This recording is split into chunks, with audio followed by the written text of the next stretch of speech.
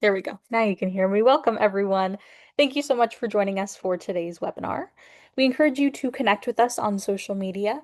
On YouTube, subscribe to our channel at Grade Level Reading. On LinkedIn, Facebook, and Instagram, follow us at Campaign for GLR. And on X, follow us at Reading by Third. Please use the hashtag Learning Tuesdays and tag us to tweet anything you learn from today's webinar, and we'll be sure to reshare. We encourage you to share your questions, reflections, and observations on social media. Once again, I welcome all of you to today's conversation. My name is Sierra Sanchez, and I'll be behind the scenes helping to produce today's webinar.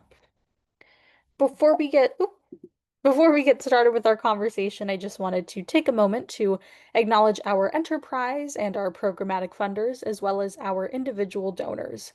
Your support not only allows us to hold these vital conversations, but also helps us create meaningful opportunities to share insights, foster connections, and build the CGLR community. Thank you.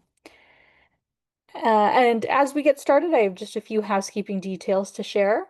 First, we would love for you to introduce yourself, so please use the chat box at the bottom of the screen to share your name, city, or state, and your organization. Be sure when responding to select everyone so that we all know who is here, and feel free to share your thoughts and insights throughout the duration of the webinar. All attendees are in listen-only mode, but we encourage your engagement by posting questions in the Q&A box. We will dedicate the last portion of the webinar to respond to those questions live, and our panelists will be typing out answers throughout the entirety of the webinar. This webinar is also being recorded and live streamed on Facebook. A link to the recording, as well as any slides, bios, and resources, will be sent in a follow-up email to all who registered. Lastly, we will be having a brief on-screen evaluation during Q&A and highly encourage you to respond. This helps us with our commitment to continuous improvement. And before we jump in, I just wanted to turn your attention to some of our upcoming webinars that we have through the rest of September. Next week on the 23rd, I hope you'll join us at 3 p.m. For a discussion with national tutoring leaders, cross-state advocates, and state and district leaders who are implementing successful and sustainable programs in high-dosage tutoring. The following week on September 30th, we have an exciting doubleheader, starting with a peer exchange learning conversation at 12:30, discussing early relational health. And at 3 p.m. that same day, we have Curriculum at a Crossroads, Evidence and What Works. And on October 7th, we will be returning to our Crucible of Practice Salon, this time with a conversation with the Moonshot Series Preview, Powerful Launchpad for Collective Learning. These sessions have various registration links, so all of those different links will be posted in the chat now, and we hope that you will register and join us. And joining you now is Michelle Hyman with the Campaign for Grade Level Reading. Thank you and enjoy. Thanks, Sierra. Good afternoon, everyone, and welcome. We're so glad that you can join us for today's webinar. So back in July, the Campaign for Grade Level Reading hosted a Learning Tuesdays webinar titled Designing for Connection, How Technology Can Power Early Learning in Homes and Communities. That session explored how technology, when designed in partnership with families, can strengthen relationships, reduce burdens, and support early learning. So whether you're a part of that discussion or joining us here for the first time today, we're excited to continue that thread with a focus on the earliest years, birth through age 5. Today's session brings together some of the leading organizations, Vroom, Khan Academy Kids, Lena, and Waterford, to share tools and strategies that equip parents and caregivers to guide their children's learning with confidence. We'll also be exploring some recent research highlights on shared reading. Against that backdrop, today's conversation will call attention to the enduring role of books and literacy in the earliest years, and how technology, when used well, can complement these timeless tools by opening up new pathways for connection, joy, and learning. So with that, it's my pleasure to introduce our moderator, Ginger Young, founding Chief Executive Officer of Book Harvest. Ginger is the founder and CEO of Book Harvest, an internationally recognized nonprofit on a mission to provide books for every child, support for every parent, and literacy for every community. A social entrepreneur and children's literacy advocate, she is dedicated to supporting parents as their child's first teacher and ensuring that every child grows up in a home brimming with books. Since founding Book Harvest in 2011, Ginger has led its expansion from a local startup to a growing national leader in book ownership, with children harvesting more than 2.8 million books to build home libraries that nurture joy, connection, and lifelong love of reading.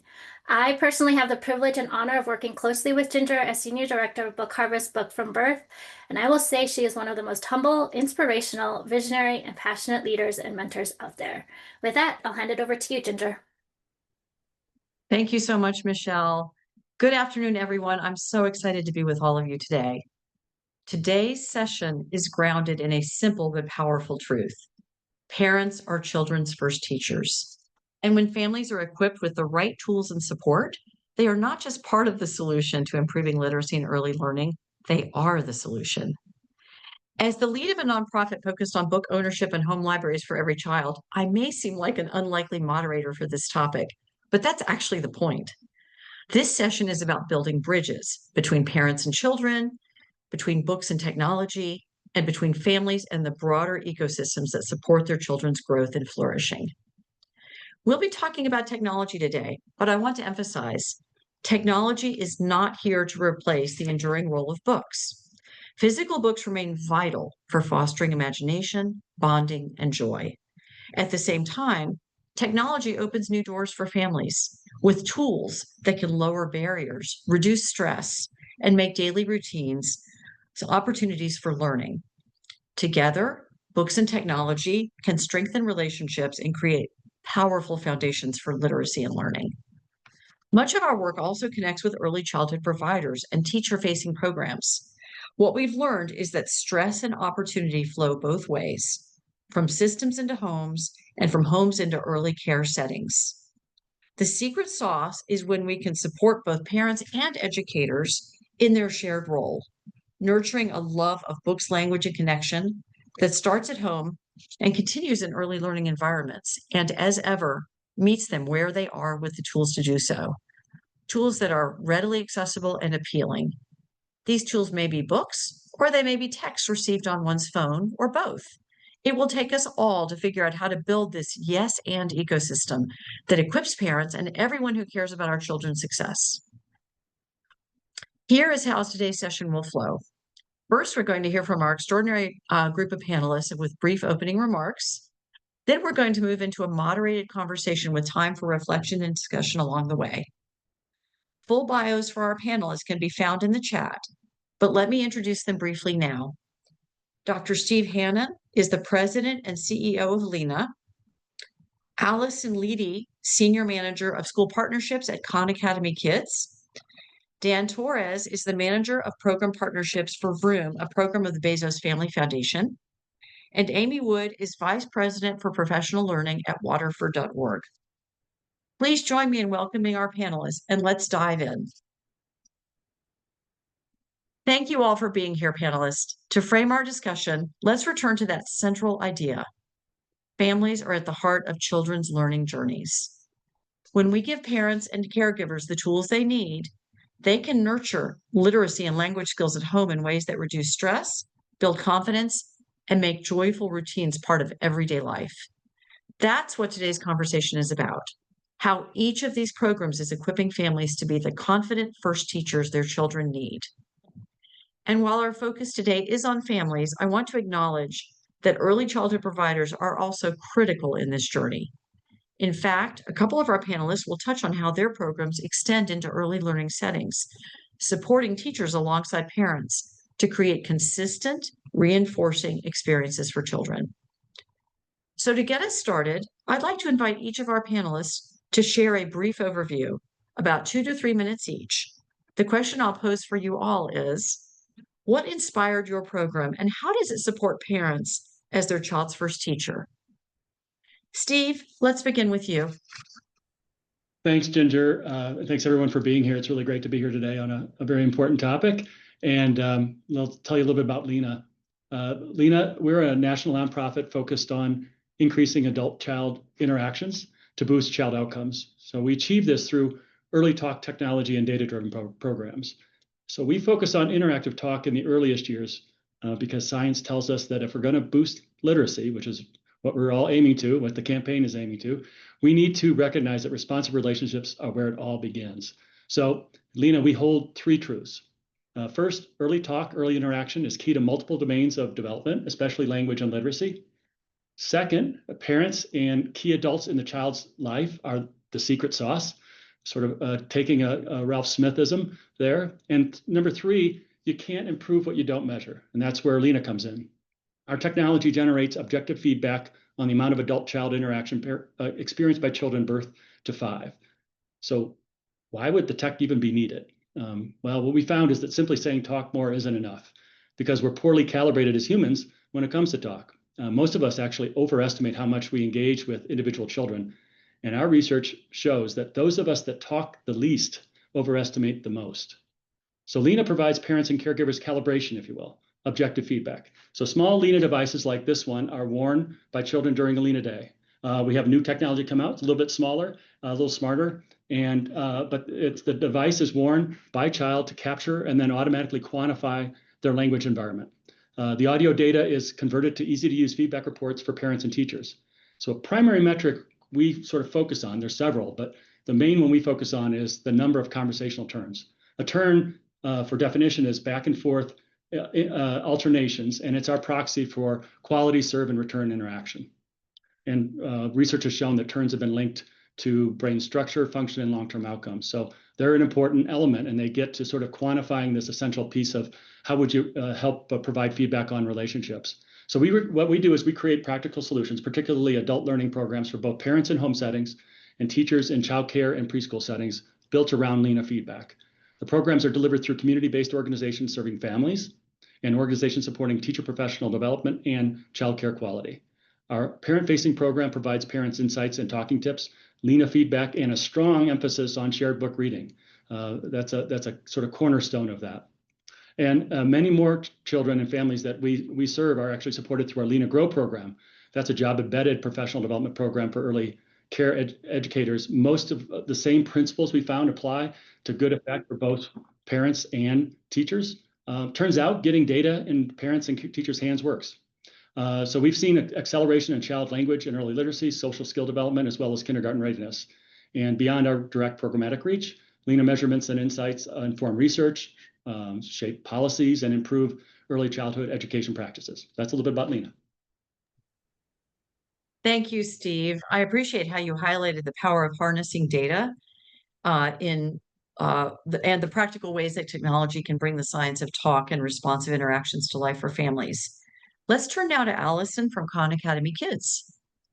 Thanks, Ginger. It's so great to be with you all. My name is Allison Leedy, and I work on the Khan Kids team, mainly with schools and districts. But one of the great things about our program is that we seamlessly connect home usage with schools. So there's no lost learning between home and school. Sierra, you can go ahead and skip to the 3rd slide if you don't mind. Ginger, your question about how we think about parents as the first teachers is a great one for our team because our app was actually founded by 2 parents. So our founders, husband and wife, were looking at the landscape of technology when they had young children at home and they thought, this isn't what we want our kids on. So they built a company from the ground up designed specifically for their daughters to really provide an engaging and delightful and joyful tech experience that wasn't like addictive or gamified. We actually ended up donating our company to Khan Academy because we wanted to be part of that same world-class mission to bring a free education to anyone, anywhere. And that's where Khan Kids was born. So we're a mobile app that's designed for pre-K through 2nd grade students. So we go all the way down as young as age 2 and all the way up to age 8. We're really designed to be joyful and engaging. And we're focused on the whole child. So while we have a robust library of books and lots of literacy, we also have math and executive functioning and SEL skills built in as well. We're developed by experts, so aligned to standards, and also in partnership with real authors and real artists to bring a library of books to kids at home. If you go to the next slide, Sierra.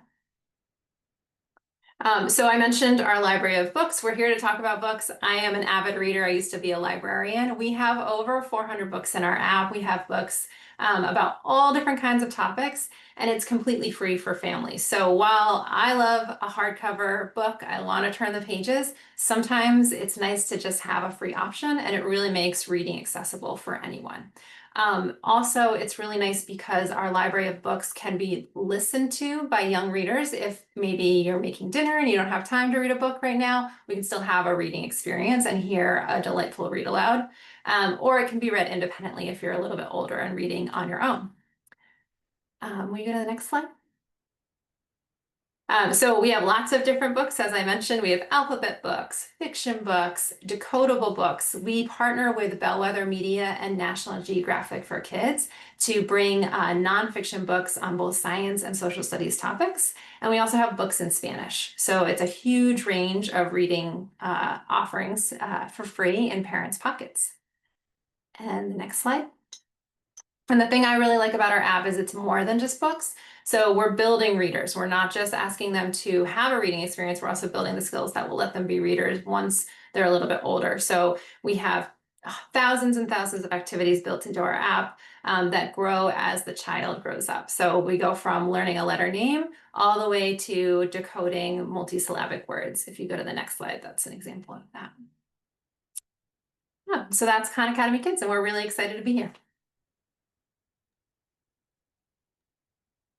Thank you, Allison. I share your enthusiasm for making learning joyful and accessible for parents and kids. I want to next ask Dan Torres with Vroom to join us with an intro. Thank you, Ginger. Just a few minutes to talk about Vroom. So Vroom is a free program of the Bezos Family Foundation that was created to bring the science of child development directly to caregivers in a way that fits within their everyday moments. We emphasize 5 brain-building basics that are proven to strengthen caregiver relationships and help children thrive. So these are simple ideas you can use with your everyday moments. The first is look. Making eye contact with young children is really important. Taking turns and having back and forth interactions with them, so it's just not a one-way dialogue. Chat, speaking to children at birth and beyond is very important for their development. Stretching these moments out, so taking a 30-second interaction, making it 2 minutes, 2 minutes to 5 minutes. Let's do more of this every day with children. And then finally, follow. We want to force activities on children. If you're rolling a ball back and forth and it's really engaging, and then the young child wants to do something different, let's follow their lead. Children are sponges. They're going to continue to learn. So let's make sure that we go where they're really interested at the time. You go to the next slide. We offer over 1,000 tips caregivers can use with children 0 to 5. Every tip is similar in that it provides an activity that fits within your everyday moments. You don't have to buy anything to do Vroom activities. They should be with found objects. It's paired with a brainy background, which really talks about the brain science at a 5th grade reading level and below. So it emphasizes the activity, promotes more of it.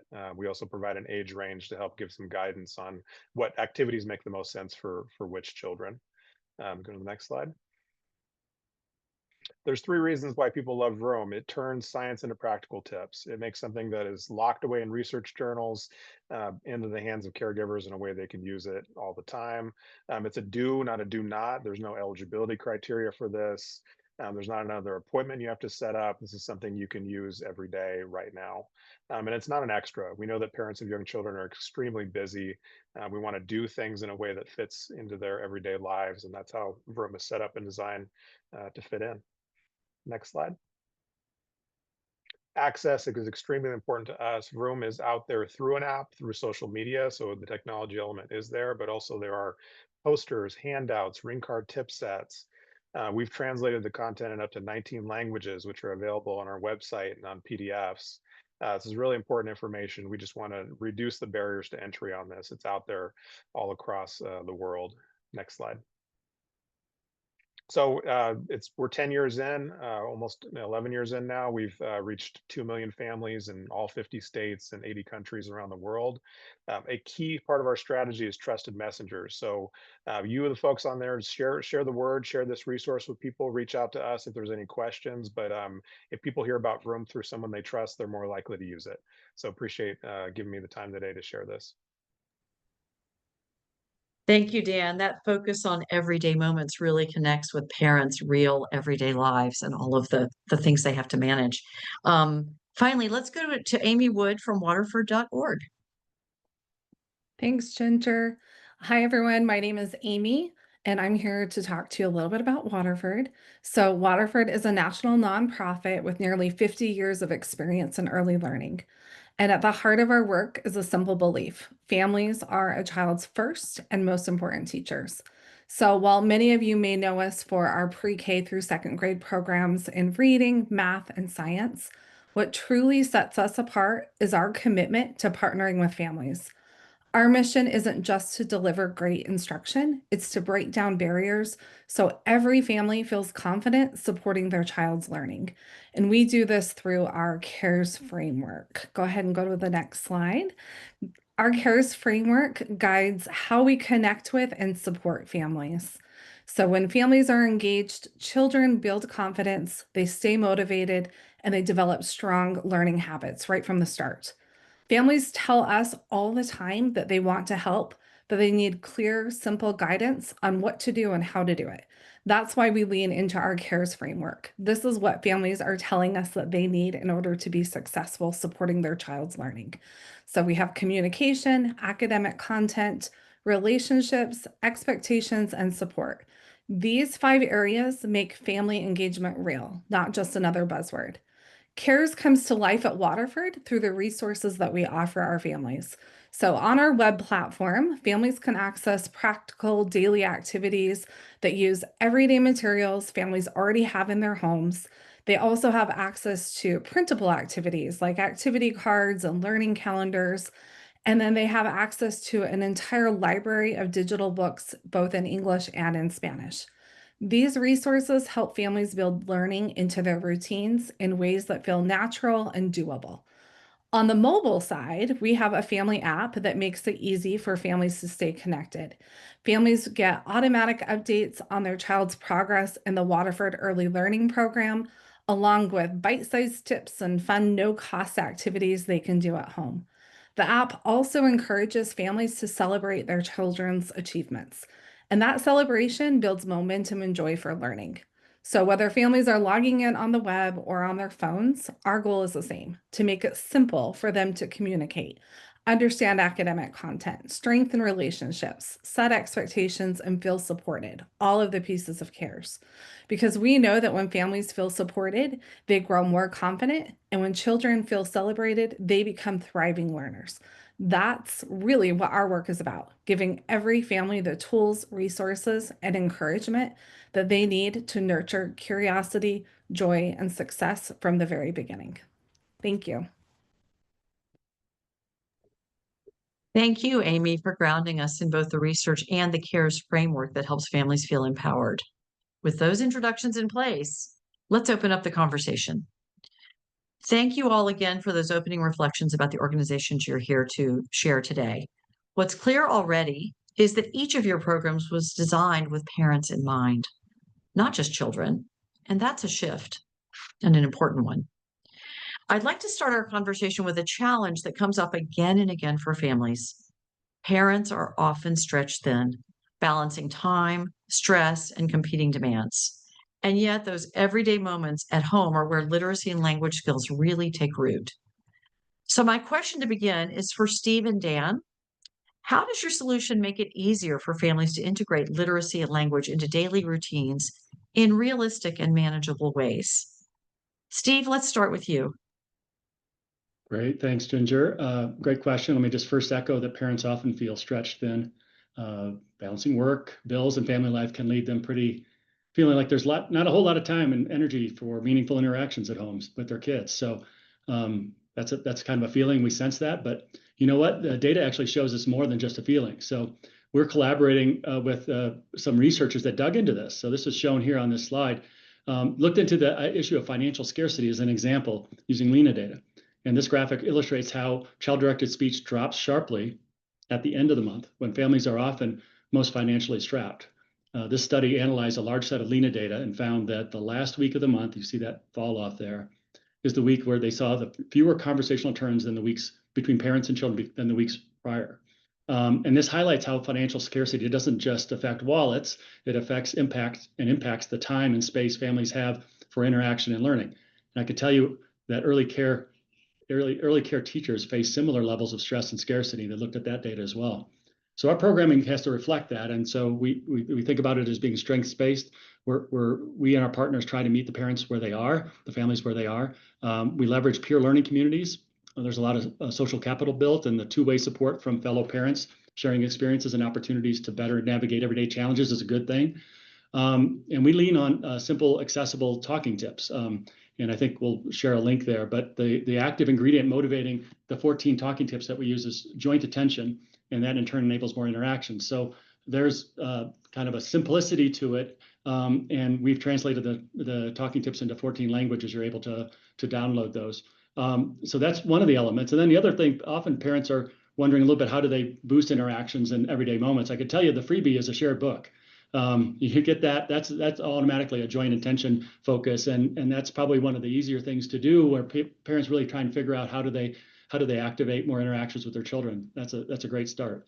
And so the other thing with the Lena technology itself, with Lena data, we set that up with a manageable dosage, if you will, once a week during the sequence, which is 8 to 10 weeks.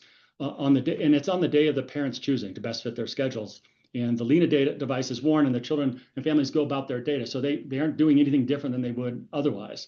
And the feedback, what we focused in on is reflective feedback versus potentially stress compounding real-time nudges throughout the day. Parents have enough going on. And so we want to limit the load on parents, but also maximize reflective learning. And we found that actually that pays off pretty nicely.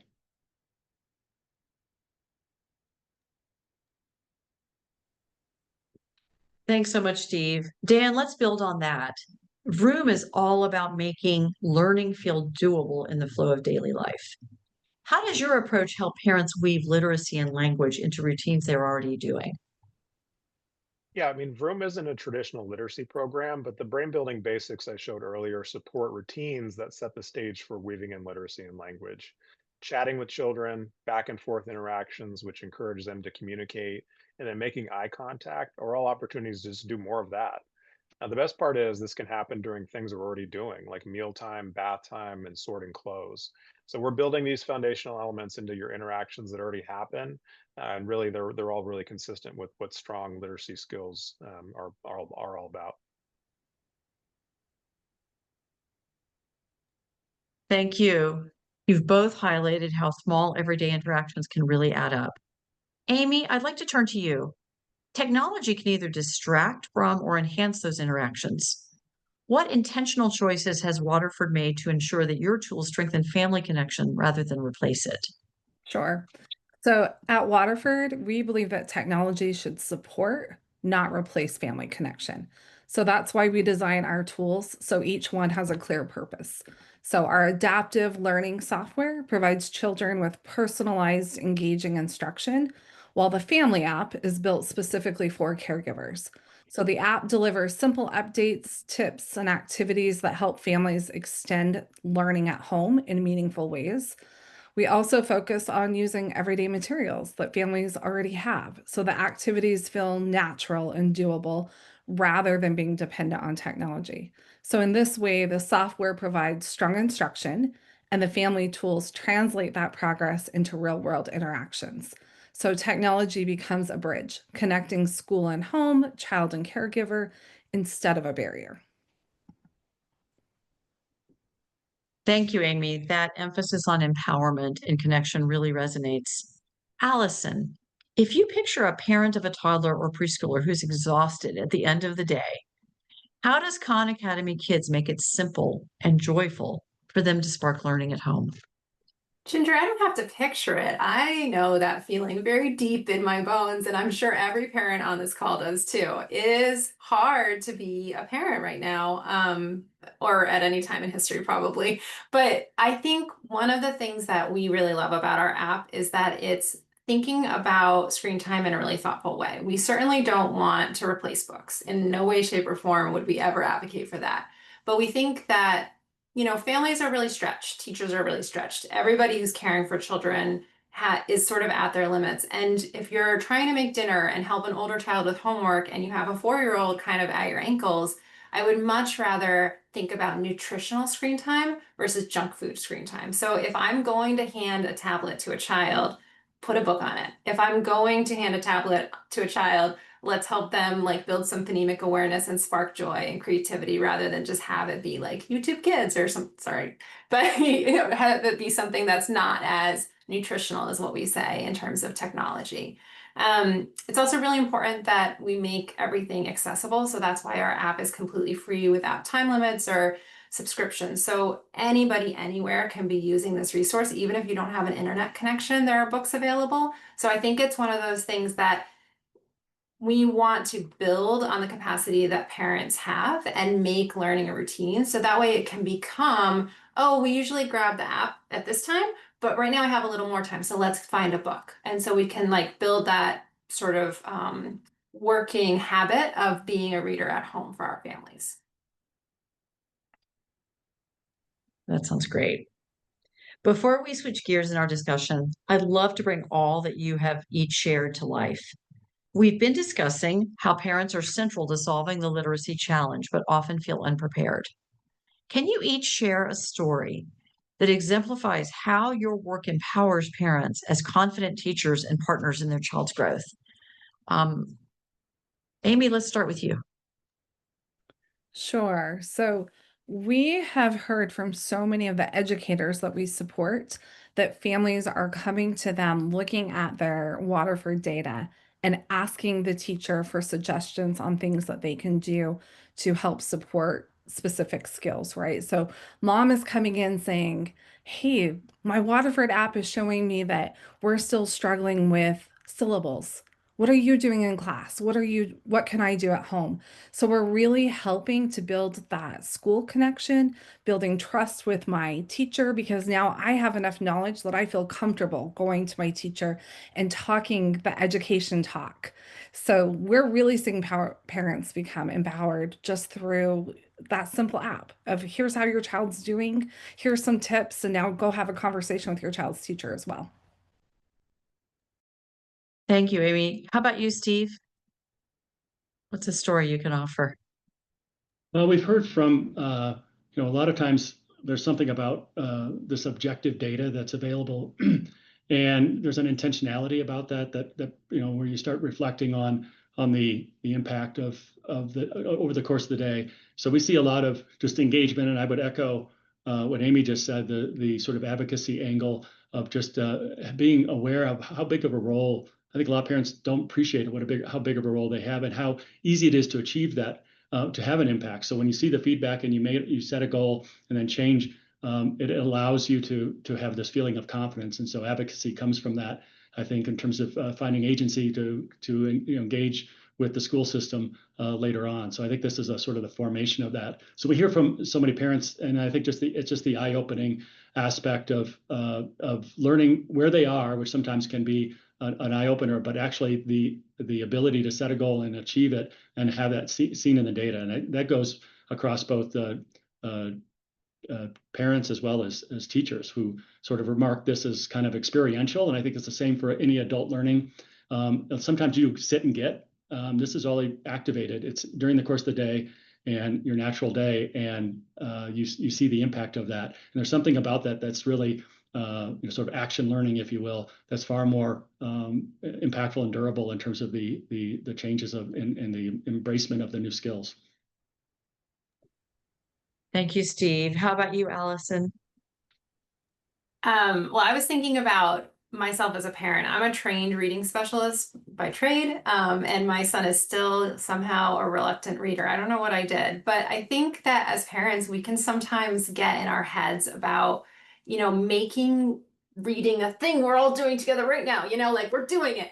And I think if we can just remember that it's supposed to be fun, it's supposed to be joyful, that's sort of the whole premise behind Khan Kids. So our library, if you access our books in the library, a lot of them have embedded activities inside of the book itself. So it's not just like we're going to listen to a story. It's like, oh, what do you think is going to happen next? Let's pause and draw a picture of a time you felt like that. So it's like building a feeling of connectivity between the reader and the parent and the story, so that it's not just we're going to read right now and that's what we have to do. And I think having a tool that models it for parents is really helpful in building that habit. So parents can see, oh, the app did this. Now I'm going to pick up a real book and I can ask those questions too. And that's like a totally fine thing to do, and actually what I should be doing when I'm reading with my kids.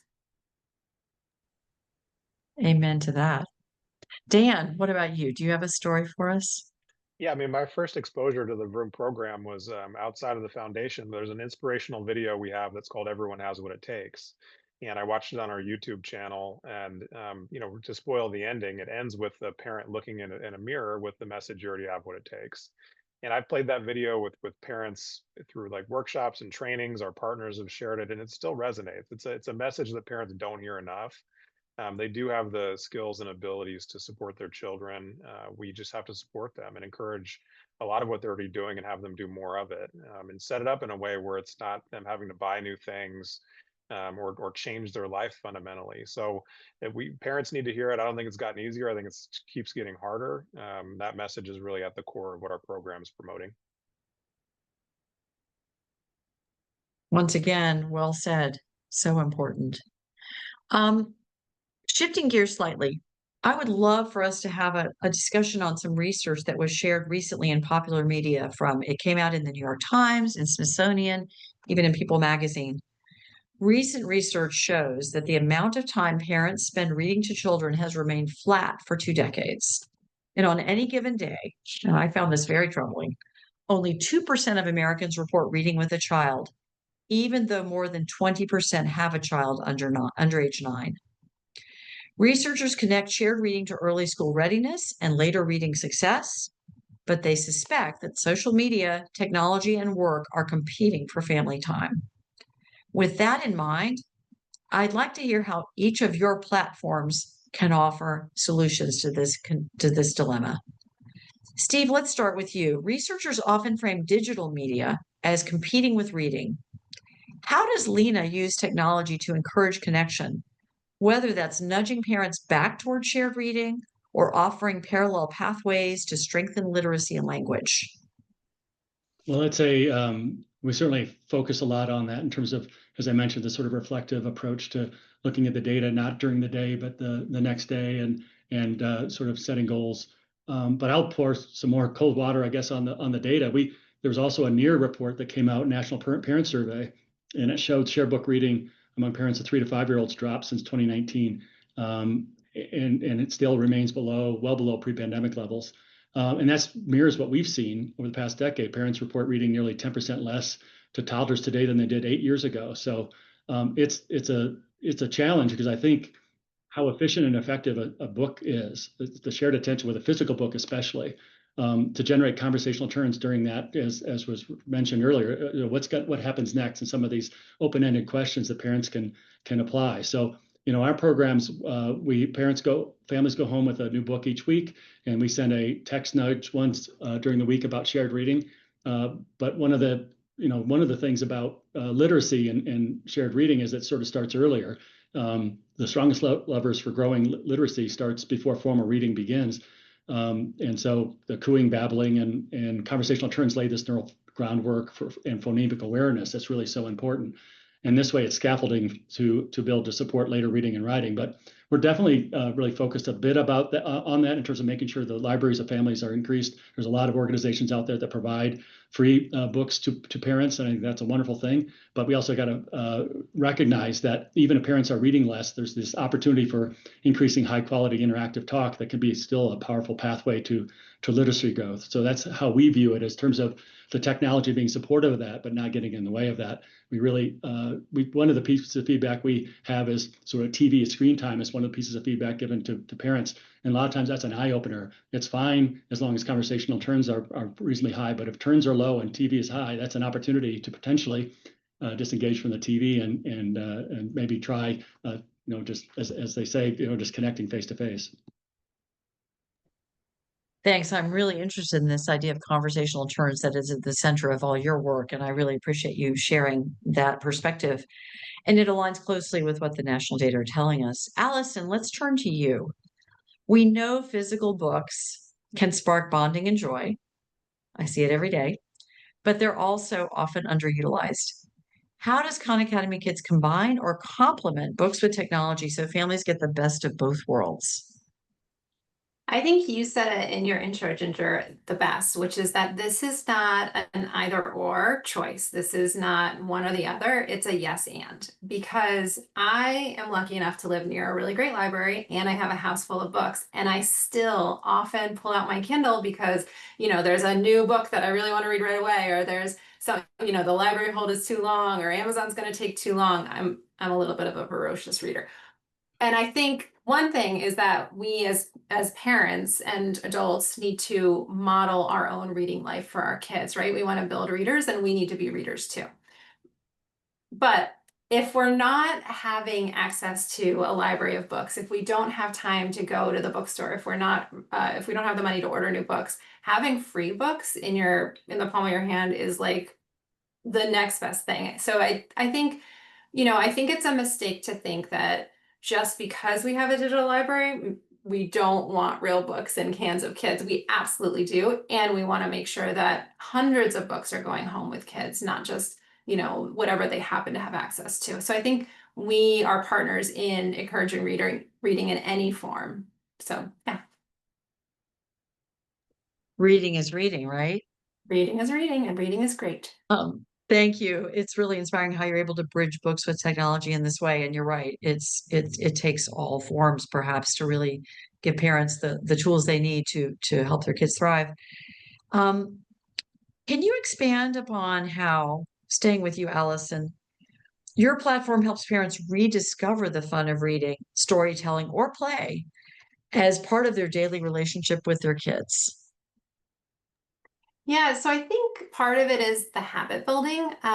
We get into our routine and we come home from work and we're just really busy. And I think one thing that I love about the work I do is that kids love the app. They really love it. And we're not trying to make it addictive. It's not gamified. They just ask for it all the time. And so what we hear from families is that because their kids are sort of nudging them to read another story. Mom, I want the book about the dinosaurs. Mom, I want the book about the, like dinosaurs. My kid loved the books about the dinosaurs. Because they're asking for it, it becomes top of mind. And so having that habit loop built in makes parents reach for our app, and then makes reading a habit, and then makes parents reach for real books. So I think that cyclical nature of just putting time in and making it a priority in our homes is one of the things that I really love about how families have reported responding to our app. The other thing I'll say is that we are free for teachers to use. And so teachers can use us in their classrooms and then share their class information with families. And so teachers can assign books that link to thematic things they're learning about at school. And those books will show up for kids at home as well. So there's a lot of sort of cross-pollination and integrated experiences that can happen when you're using the same library of books across your world as a little kid. Home to school. Yeah. Thank you, Allison. Amy, let's bring you in here. Shared reading is about more than literacy. It's also about bonding. How does Waterford's approach elevate joy, play, and connection while still supporting literacy skills, including phonics? Yeah. So at Waterford, we do believe that shared reading is about more than literacy. It is about connection and play and joy. So we give families tools and guidance to make reading a shared, playful experience. So whether it's with physical books, digital books, or guided activities at home, these are key to interaction. We want families talking about stories, asking their child questions, making connections. We want them to help their child to develop curiosity and confidence, because this will develop a love of learning. And at the same time, we want to make sure that families know how to support core literacy skills, including something like phonics. So that means that we're giving them tips and suggestions on doing things like practicing letter sound recognition, noticing rhymes, blending sounds, and building vocabulary, all in ways that feel fun and natural for that child and that caregiver. Our family app gives families that access to that library of digital books. So similar to Allison, we really believe that access is important. And we love physical books, but we also love that families can have a whole library at their fingertips, as well as the learning tips and the learning activities. We also are able to track progress and celebrate achievements. So that helps families feel more confident in supporting learning at home. We have something in our resources for families called Learning Together calendars, and those offer simple daily activities that use everyday materials in the home to support learning. So things like spotting letters and numbers in their environment, writing with sidewalk chalk, exploring bubbles, or simple science activities that you can do with water. All of this is designed so that learning becomes part of a predictable, joyful routine. And then we want to empower our families by helping them to understand things like, what is phonics? What does that mean? So we have short videos and family guides that explain what our different literacy skills are and exactly how families can engage in their children in ways to focus on those skills and in things that are doable for families. So we know that not every family has access to libraries or physical books. So technology expands access without replacing the experience. So we provide multiple ways for families to engage with books, digital resources, and hands-on activities. So we're really empowering our families as partners in learning, helping them to create those playful, meaningful moments that strengthen bonds and make education fun and accessible. I'm hearing a heavy, heavy emphasis on collaboration here, which I just love, and doing the work alongside parents. Thank you, Amy. Dan, let's continue on this thread of bonding. Vroom has always emphasized the building blocks to literacy: interaction, connection, and everyday moments. How do you see your approach helping families reclaim those opportunities for bonding through language and early literacy? Yeah, it's great to be on with so many kindred spirits today. I mean, Vroom is available through an app, but the tips are meant to make the most out of our in-person interactions with children. So the activities aren't a script, they're really prompts to help caregivers engage with children more often and with some motivation on why it's so important.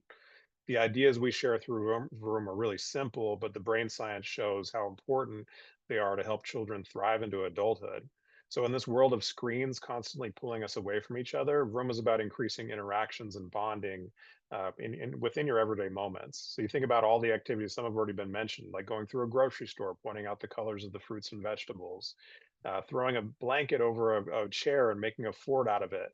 All these little things we can do that really are their bonding opportunities and ways to interact with children, and they're good for their long-term development. So all of our activities are really about that.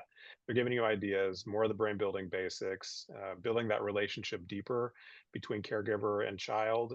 There's just opportunities to do it every single moment with your kid.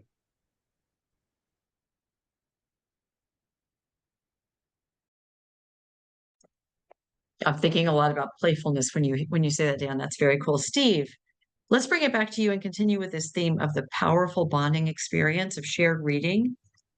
How can we remind families that this connection and bonding is just as important as for early literacy development as it is about skill building? Well, I don't think I think we have to educate parents and let them know. I'm not sure it's well known out there. I think there's a lot of information out there that can overwhelm parents, and so how do you filter out what is accurate? But we do know that a lot of times we have these perceptions about, let's say, with something like a shared reading experience or is a bonding experience, what it looks like. The engineer in me would say, you read the first page and you could go in order and also all sorts of things like that. But the reality is one of our tips is follow their lead, and the book might be upside down in the mouth, backwards. It's about time to bond with your child. And I think there's a lot of remarks that we get back from parents is how much of a narrow view they had about what shared reading looked like. So I think there's a eye-opening aspect of that. And the other thing I'll say is that, I don't know, I think children provide pretty fast feedback to you as a parent. And I think we've heard that from so many of our parents is that start changing a few things, and they see almost a much more significant response from their child than you might have expected. So I think there's a lot of opportunity there just to do a few little things and then start responding to that feedback as an adult, as a parent. I just think the bonding experience just opens up so many other doors where you're sort of tuned in with your child and mutually curious about what's in your vision, and be able to comment on that and have conversations about that no matter their age. And I think it's just eye-opening for parents when they start really tuning into this, that there's a real opportunity to be a sort of their ambassador for literacy.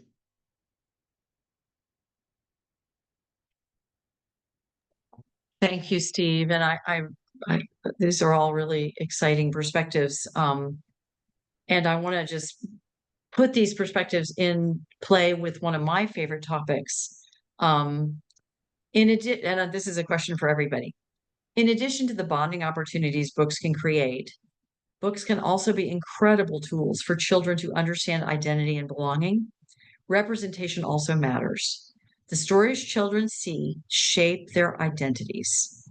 How does your work ensure that families have access to diverse books and experiences, those windows and mirrors that help every child see themselves in the story? Dan, would you like to go first? Sure. For us, that happens primarily through partnerships. We have a lot of partnerships. Vroom content is available for free. We do licensing agreements that are free sometimes, but we work with organizations like World Reader is one. They have a really great literacy program. They pair Vroom tips with books through their app. They're really committed to a lot of the things you mentioned around making sure there's a diverse selection of authors, that it matches the region and the place where caregivers are living at. So that's the primary way for us is partnerships. It's pairing tips with books, but working with organizations that are really committed to a lot of the values you just mentioned. Thanks. Amy, do you have something to offer in this topic? Sure. So at Waterford, we believe that children need both mirrors and windows in their reading experiences. So mirrors that reflect their own identities, helping them to see themselves positively in the stories that they encounter. And windows offer views into the lives and cultures of others, which helps to foster empathy and understanding.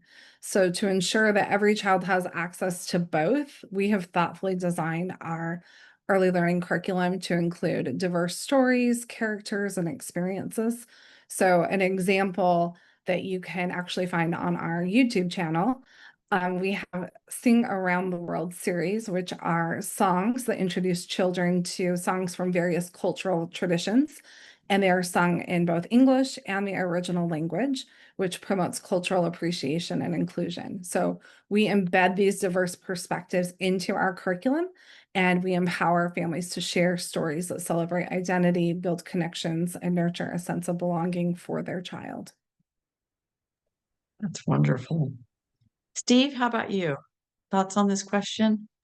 Well, I think it's similar to what Dan said. I think we partner, we have a partnership with First Book and to provide opportunities for our partners to access a variety of different books. But I also think the partners themselves, a lot of our partners are libraries, and they have this provides a great opportunity to sort of bring some family literacy kind of to life and to provide a broad range of books that they understand their community that they're serving best.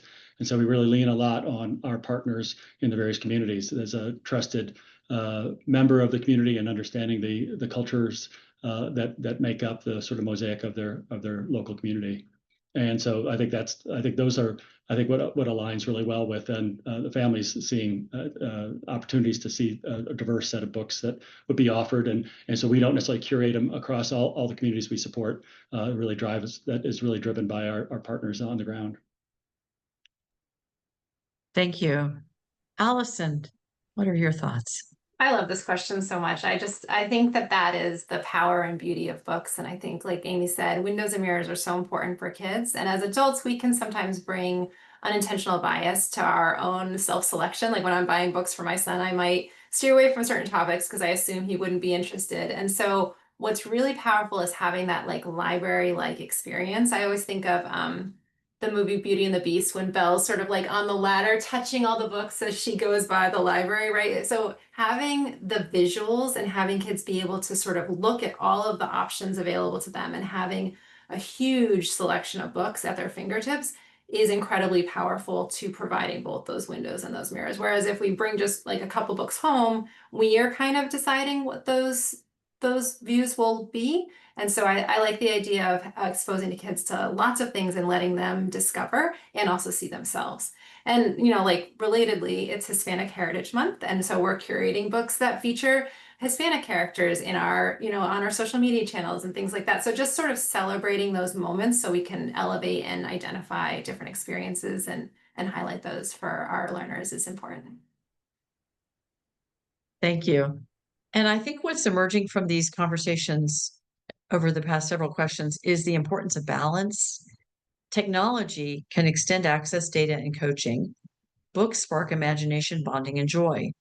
Together, especially seeing through the lens of each of your organizations, they create the strongest foundation for children's learning. Thank you all for these thoughts. We're going to now turn to some questions from our audience, a Q&A session. Here's our first question. Steve, you mentioned a partnership with libraries. How do your other programs partner with libraries if you do? I'd like to know a little bit more about how you do it, Steve, and if the other 3 organizations also have a library partnership specifically with libraries. We have it sort of depends for us. They tend to be great partners in general because of their strategic alignment with sort of family literacy and all the other things that community libraries are doing.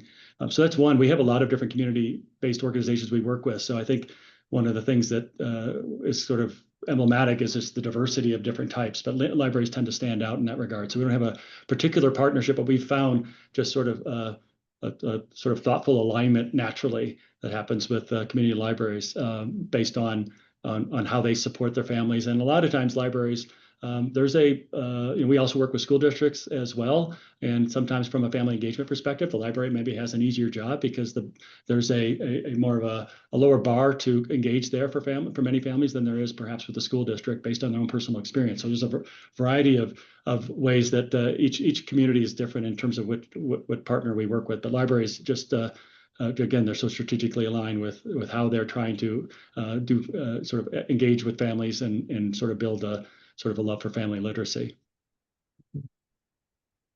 Allison, how about you? Libraries in the world of Khan Academy kids? You know, I am a former librarian, and so this is a place where I would actually love to deepen our partnership a little bit more. I think one of the things is that libraries are, see, you kind of touched on this, like libraries are a really accessible place and they're often a first stop for families who are engaging in literacy practices, maybe for the first time with their kids. And so if maybe libraries could just tell parents like, hey, if you're using technology anyway, did you know that these free digital reading resources also exist in addition to the books that you're getting out? I know some libraries even check out devices, and so maybe they can preload them with resources that are full of high quality books versus letting families decide on their own and not maybe know everything that's out there. But yeah, this is something that Khan Kids is very interested in. Dan, thank you. Dan, how about you? Love libraries. Lots of good library partnerships out there. Places like Las Vegas and Brooklyn Public Library are a few of them we work with. But just such great ideas. They're so connected to the community. They'll do simple things like share Vroom tips with their newsletters, but then they'll also have infant lap times where they'll use Vroom tips. Within those settings, they'll put posters up in the setting that share Vroom tips in that way. There's even some systems that have built their own kits, like they've built almost tip kits that they can hand out and kind of rent out to or share with parents that they can check out, where it's basically a kit that they've developed on their own that are kind of formed around a Vroom tip. So they're really strong partners. They're building on the literacy foundational pieces, but also integrating tips really in a smart way that connects with parents. Great. Amy. So a lot of our school partners will actually partner with libraries. So one of the things that Waterford does is we will come in and do events for families in conjunction with the school district. And so the school districts will often partner with the local library so the event is in the community, because some of these rural districts that we work with, it's a 45-minute bus ride to the school. And if they want to do an evening event, families are more likely to go to the library that's 10 minutes from their home than to drive 45 minutes into the school. So libraries are great partners with Waterford and with the schools that we're able to serve. Thank you. We've had a couple of questions from participants regarding caregiver reading fluency. Can you each offer suggestions for parents or caregivers who perhaps don't read confidently or don't read fluently? I'm happy to call on people, but if one of you, Dan, do you want to go first? Sure. I mean, for us, our tips are all written at a 5th grade reading level and below. So that helps with that. It doesn't solve it. I mean, we actually have global projects, and in a lot of those cases, there's the populations or literacy levels are low. So people have created like voiceovers, they've used graphics, they've used pictures. There's lots of really smart ideas where you can illustrate a Vroom tip that does not require high literacy levels or actually no literacy at all. So creative ideas are out there about this, but folks have been very intentional about trying to, just going back to that theme of access, making sure there's access to the content and making sure that you don't have to have a high degree of literacy to be able to do it. Okay. I might just chime in there too. I think picture books are a great option as well, because you can sort of start with the pictures, not the words, even if there are words there. But I think that's a lot of the way to begin, and I think that allows also to use the home language. For the family. So I don't know that parents realize that, and so I think there's we actually show in our program how to raise a reader, sort of what shared reading looks like, and I think that can be an eye opener. So it provides a little bit more confidence there, sort of starting small there, but actually sort of driving it through a story that you sort of tell together with your child, and sort of focus on, like say, on the pictures, not the words, because it can be quite intimidating and a real barrier. Amy. I think this is such a great example of meeting families where they're at. And earlier we talked about how families might not understand everything you can do before, during, and after reading a story. So Allison talked about there's, think about this, or stop and draw how you would feel if you were the character doing this, right? So I think that when we help families to understand, it's really that connection that matters the most, and talking to their child about the pictures they see. They can retell the story without actually reading words. That when we think back on our own experiences, I don't necessarily remember every single story that my mom read to me, but I remember her sitting on my bed and we read the book out loud and that shared moment. And so I think helping families to feel more confident and understand it's okay if you don't read every single word. Or one of the things that I will tell families all the time is, just because it's your reading time, you don't have to read a whole book, even if it's a picture book. You can put a bookmark in and come back the next night. And children love that, right? Because now it becomes like a big kid chapter book. So I think it's that meeting parents where they're at and those bite-sized, here's what you can do.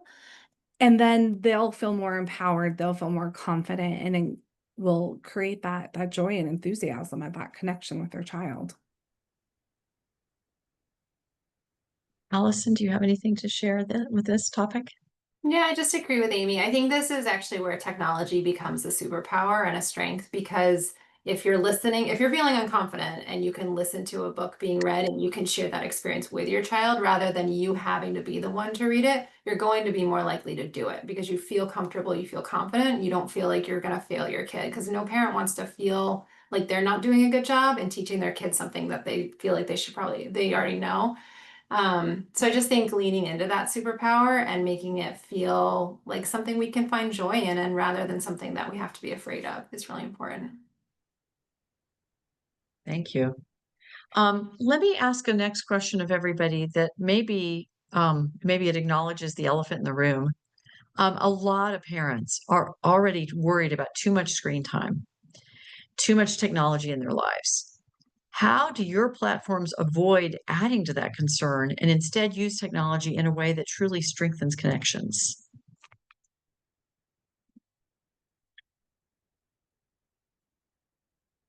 Steve, do you want to start? Sure. I think by its nature, we're sort of not sort of live technology, if you will, that is being used on a sort of active basis during the day. It's sort of a supportive thing that's done on a periodic basis to provide this sort of calibration, as I mentioned. So it allows, I think, a really thoughtful. It induces the sort of a lot of focus on sort of face-to-face interaction, and the tips are all very very simple to the point of really about bonding and as I say, face-to-face connection. So I don't think we run into that challenge. I do think for where we are running up to it, we're developing an app for teachers currently, and we're really being mindful about there's a human coach involved, and just like we have for parents, a human coordinator, and leaning in on their skills to engage with families and to give them the support they need to meet them where they are. So I think there's a whole lot of human connection in what we're doing here at Lena. The technology is definitely supportive as opposed to leading and getting in the sort of way of everyday experiences. So we think a lot about that, and I share the concern of parents because we have a lot of data showing that we just have less face-to-face connection time over the past decade plus, and that's a concern. And it certainly is borne out by these recent studies around how little reading is taking place with parents and children. So yeah, those are all true. Amy, do you have anything to add to that question about too much screen time? Sure. So I've been talking a lot about our family caregiver side, right? We do have a software side, and our screen time recommendations for that fall well within what the American Academy of Pediatrics has recommended. But on the family side, it's designed for caregivers. It's not hand your child an iPad or hand them the computer or hand them the phone and together you're doing things.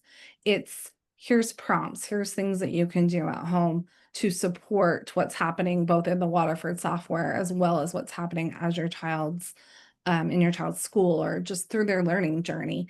So I think it's a tool and not something that we just hand to children, and I think that makes the difference. But I'm going to reiterate what Allison said, that part of that tool is access.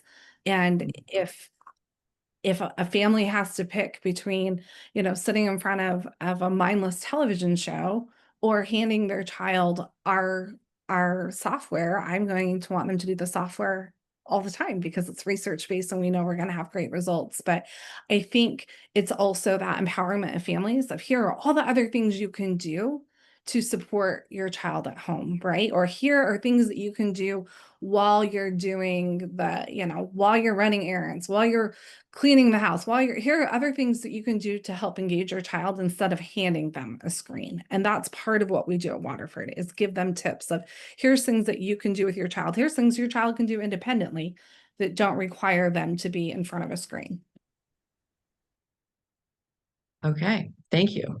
Dan, what do you have to offer on this question of too much screen time?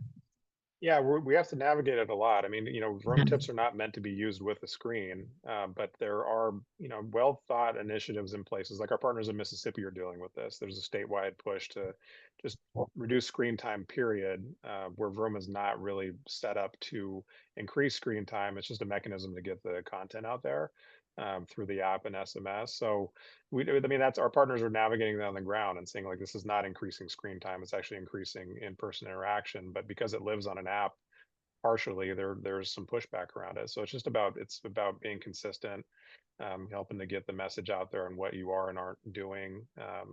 And then, the reality is for us, like parents are on screen. So the brain building basics are not conventional wisdom. I wish they were. I wish every parent knew this and was using this.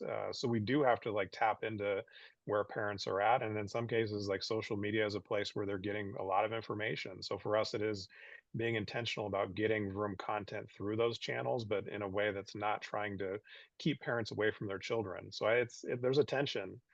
We're trying to navigate it, being realistic about where information flows, but also wanting to improve the in-person element on things. So it's tough. Mhm. Thank you. And Allison, I don't know if you have anything to add with Khan Academy Kids about this question of screen time and the right sizing of it. I think every parent needs to make their own decision about this. And I think I'll go back to what I said at the beginning about like nutritional screen time. Like if you're gonna use screen time, let's be thoughtful about it. I mean, our activities are all meant to be less than like 3 minutes. So it's not meant to be this long experience. And I think just the thoughtfulness, and every family will make their own choices. But as a mom, I would say like no mom guilt. Like you're doing what your best you can, and that is good. Like let's start there. I appreciate that greatly. I think that really is the way to keep parents engaged and feeling that they're doing a good job. Mhm. Let me turn us to for just a minute to sort of the policy side of things. I wonder if any of you has recommendations for what state governments can do to support early literacy initiatives for children aged 0 to 5, from where you sit, from your perspective.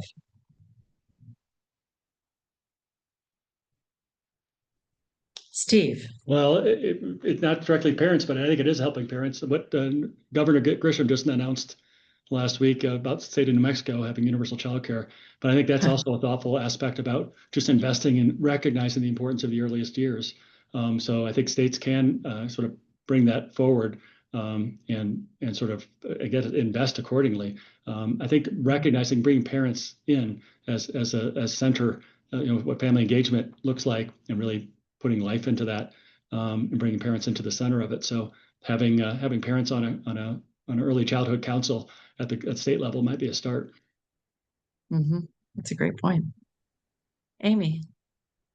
So I often think about the time to address high school graduation rates is not in 8th grade, it's not in 9th grade, it's in preschool, because we know if we can engage families and their child's learning early, that we have more successful outcomes. And so I think we just need to invest in early childhood programs, right? Whether it's childcare, it's preschool, it's access to resources and books that we know we're going to get the outcomes that we really want all the way through 12th grade, because we're partnering with that parent or caregiver to be part of that child's education. Dan, do you have anything to add to that? State policy, state government? Yeah, I just don't think it has to be a standalone literacy initiative. I think things like paid family leave can help with this. Vroom is not a literacy program. I think it could be helpful. Increasing quality childcare, pre-K access, all these things are really consistent with a lot of the literacy outcomes we all want to see. So to me, it is like, well, there's a lot of great ideas about things we need more of in the early childhood space. Let's keep fighting for it. Allison, anything to add? Just echoing what everyone said. I mean, I think the NAEP scores just came out and they were focused on 12th grade literacy, and absolutely what Amy said, like it starts in preschool. And I think I want, so much funding to go to early childhood education. I want universal daycare. I want all of those things. And it might not happen. And so the more we can do around messaging about accessible tools and accessible resources that are available for families and for school or daycare providers that are within reach, no matter what, the funding sources look like, I think that that's really important too. That's one of the reasons why we're free, is because we really strongly believe that tools like Khan Academy Kids need to be in the hands of families and schools without any barriers. Thank you. Another participant question. Amy, you mentioned long-term outcomes. How do you each know your program is making a difference now and in the longer term? we've heard a little bit about data and evaluation. Let's go a bit deeper on that for just a few minutes. So we have an entire research team at waterford.org that is able to measure the success of our program. And so we have, I'll share it with Michelle. We have an amazing study that just came out, our meta-analysis that shows the impact of our program through a variety of studies. So I will share that because it's a deep dive, but everything that we do is based on research. And one of the things that, it's trending in education for the last few years is the science of reading. And you're hearing it everywhere. And for those of us who've been in education for a while, it's not anything new, right? We've known for a long time that we need that explicit instruction in reading skills for children to become readers. But the great thing for us at Waterford is our curriculum has always been based in the research. So I will share with Michelle some of our great research that we have, but it's also available on our website. I saw somebody reference our website, but really it goes back to we've got to track it. We've got to have studies. We need to make sure that we're holding ourselves accountable. I will also say, working with our school partners, sometimes their goals are different than what maybe my goal would be for them. So sometimes measuring success is, did our program support that partner's goal? So here's a great example. This summer, we had a program that wanted to offer something for families to do over the summer. So they purchased Waterford, they provided access to all of their families, but there were no requirements, there were no expectations for families to commit to using consistently. They wanted to provide it as a resource. That's one way that they could use our program. And for them, they had, I think, 100 families who signed up and they used it. So for them, that was a measurement of success. So I think it kind of comes back to that, meeting programs where they're at and what is your goal and how can we help support that? Wonderful. And congrats on that meta-analysis. That sounds like something really a big deal. Anybody else want to comment on, Steve, on this question of how you're measuring your success? Yeah, I think one of the unique things about Lena is that the measures of effectiveness are sort of built in because we have Lena data. And so what a parent sees or a childcare teacher sees in terms of change that they're able to observe or set goals and see it in the Lena data, that gets rolled up and we can see implementation effectiveness right at the very, the proximal outcomes. But we also have some great partnerships. Our research team has done a great job of establishing relationships with a variety of partners who are already collecting other kind of long-term data, kindergarten readiness data as an example. And so we have seen results that I just linked in there some of the papers that we put together that support some of those findings that we've seen, both proximal and in long-term outcomes associated with language literacy and so forth. So we're kind of excited about what we're seeing. We're starting to see more and more kids that have experienced Lena now approaching third grade. And so that would be sort of the next thing. But we know that kindergarten readiness, that Lena kids are twice as likely to be ready. And we've done that in different geographies. And we're looking at other sort of follow-ons and some RCTs that'll be underway.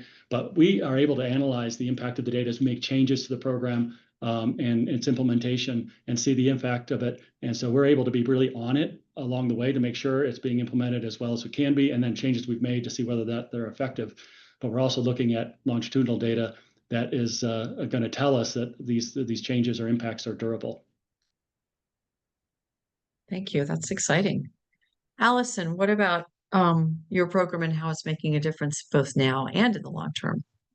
Well, I have the privilege of working with our schools and districts. So I hear anecdotally all the time from teachers and school leaders about how they see tremendous growth in their students who are using Khan Kids. And we have an efficacy study that actually shows that 10 minutes of usage at home with preschool learners took kids from well below the national average of the TOEFL test, which is the test of preschool early literacy, to well within the national average range within 10 weeks. And that's essentially the equivalent of a really expensive one-on-one tutoring session. So just having, I think one thing I maybe didn't mention about our app is that there's an embedded character. Her name is Cody. She's our narrator, and she's always there. So she's like with the child, coaching them, encouraging them, asking them questions, and giving them sort of direct instruction as well. So it's not really like a here's a tablet, go for it, kid. It's a really thoughtful and engaging experience that helps bring kids towards a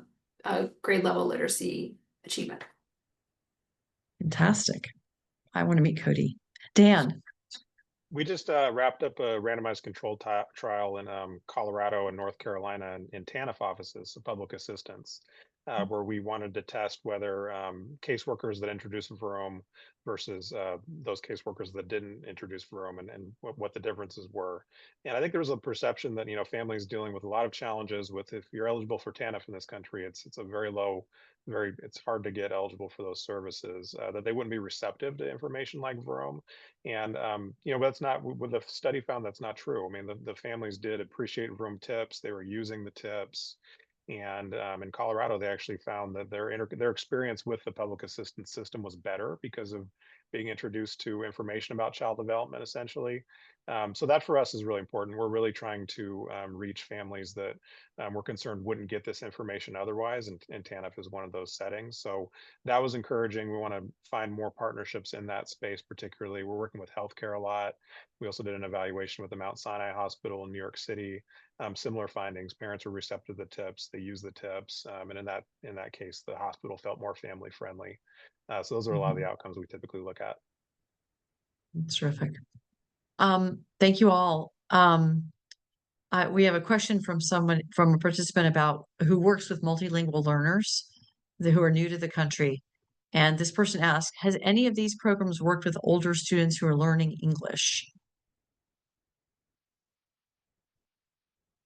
Does anybody here have a experience on that track? Allison.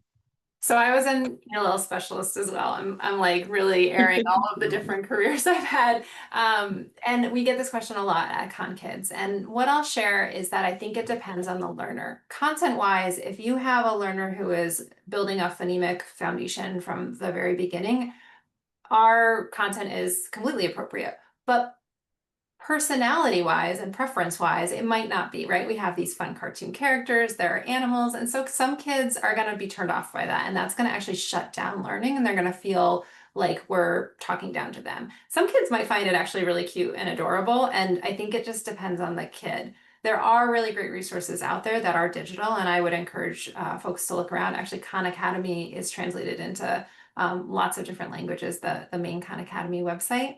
But I think you really need to sort of personalized for the learner, and not, I would think it would be a mistake to just pick something for young kids because the learner is working at a younger level in English acquisition. So, you know, a square peg round hole sort of situation for me. Yeah. Thank you. Anyone else have a comment on this question of older students who are learning English and how they interface with your program?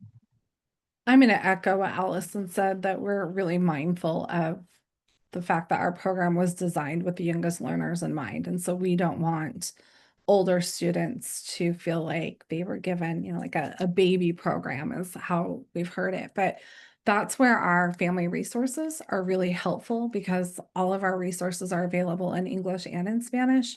And so we can give resources to families to support learning at home. And they're written with the parent and caregiver in mind, so we can provide that type of support. But our actual software, like Allison said, it's really going to depend on the individual learner. Okay. Anyone else want to add to that before Dan?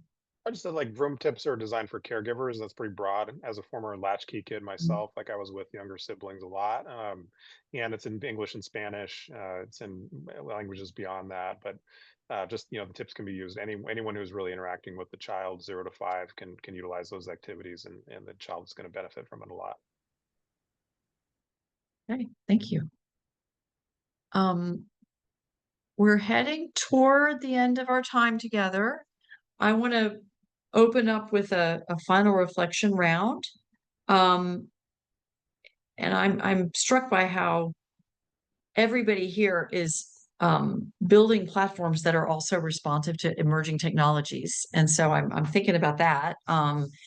If we were having this webinar 5 years from now, I wonder what we would be saying to each other. I'm not sure I know the answer. Maybe somebody here does, but it's dizzying how fast tech is changing.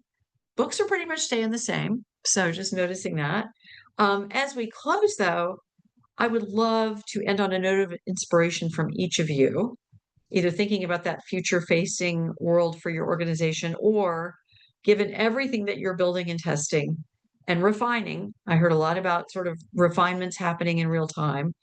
What makes each of you most hopeful about the future of early learning and family connection? And feel free to make this a bit more expansive. I really want to, this kind of brings it all together. Anybody here want to start? Or what makes you hopeful? Amy. And our poll just popped up, you'll notice. On that note, Amy. What makes me most hopeful is seeing how deeply families want to be involved.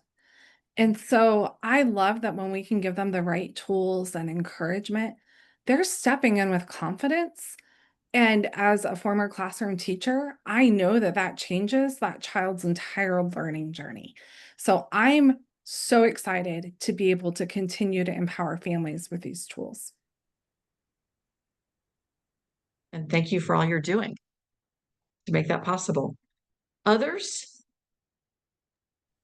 Steve? I'll go. Yeah, I think I'm excited because we're seeing some of the longitudinal data hold up, demonstrating that early investment supporting interaction, returns pays off. So that's really gratifying to see how there's sort of a central experience of us as humans to connect with one another, to attach to one another is really is a central piece to learning and development and all sorts of things.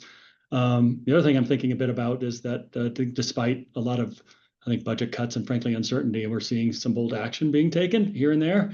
I mentioned New Mexico a little while ago, so I think that's really exciting. And then the last, I would say that I'm, there's thoughtful development going on, all the organizations here and a lot of other organizations that are really working science-backed approaches and holding parents and caregivers at the center. So I think that's the only way we're going to turn around these stagnating NAEP scores. How about we invest a little bit more in early childhood? And I think we know what to do. It's a question of make sure we have access for parents and really engage them in the process. I second that. Optimism for sure. Dan, what makes you hopeful? Being on a panel like this makes me hopeful. So many great resources out there that parents are benefiting from. I still think when Vroom launched, it was launched with this idea that parents already have what it takes. I think that's still true. And our challenge is getting them the information they need when they need it. There are great free resources that are available, and in times like this, that's really even more important than it's ever been. And I think that there's still strong commitment in the field to making sure that parents get what they need when they need it to help children be successful. Terrific. Allison, what makes you hopeful? So many things make me hopeful. But I think kind of echoing what Amy said, I think when families are reaching out to us, what they're saying is, I want my kid to learn. I want what's best for my child. When kids talk about our app, when we release new books, they're so excited about them. I don't think like reading is dead. I think we're just not talking about it the way we used to. And I think people are excited to read. People are excited to get their kids to read. People are excited to build a love of reading. And I think the more tools like all of you have, and the more we talk about this as a group, the more we can build that momentum. I also think, Ginger, to your point about like, what does technology hold for the future? I think we didn't talk about AI, but one thing that is interesting and might be hopeful is that it can build capacity. And so we might be able to translate our app into 10 different languages in the blink of an eye and make it accessible for even more learners. I don't know if that's what's going to happen, but I think that there's a lot of possibility out there, and that technology makes things more scalable and more accessible. And we still have like a very strong reading advocate behind the tool. So that's what I'm excited about. Fantastic. I love those answers. It's given me a lot of hope. Time to wrap up. At its heart, today's session has been about building bridges between parents and children, between books and technology. When we use technology as a bridge, not a barrier, it can connect families to stories, conversations, and the joy of learning together. That is the pathway to stronger literacy and stronger futures that we all seek. And I'm really, really grateful to everybody today for their time on this panel. Thank you all.